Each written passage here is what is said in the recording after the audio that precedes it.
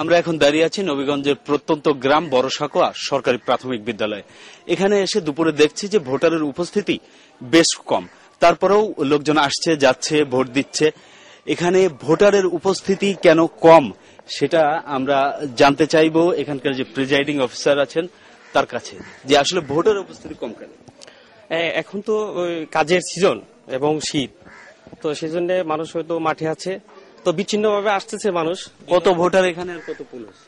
আমার এখানে মোট ভোটার সংখ্যা 2164। এখন পর্যন্ত ফুল হয়েছে 1100-র মতো।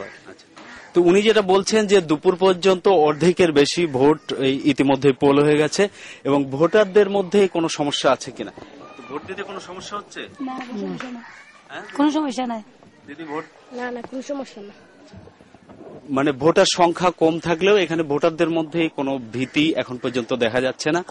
তো এই আসনটি যে আসলে দেওয়ান ফরিদ গাজী 1973 সাল থেকেই এখানে আওয়ামী লীগের সংসদ সদস্য হিসেবে নির্বাচিত হয়ে আসছেন। এর মধ্যে একবার শুধু জাতীয় পার্টির সংসদ সদস্য নির্বাচিত হয়েছেন, আর এবার মোট 6 জন প্রার্থী এখানে প্রতিদ্বন্দ্বিতা করছিলেন। এর মধ্যে একজন প্রার্থী প্রত্যাহার করেছেন, 5 জন প্রতিদ্বন্দ্বিতা করছেন। তবে ভোটাররা আশা করছেন যে মূল প্রতিদ্বন্দ্বিতা হবে 3 জন প্রার্থীর মধ্যে।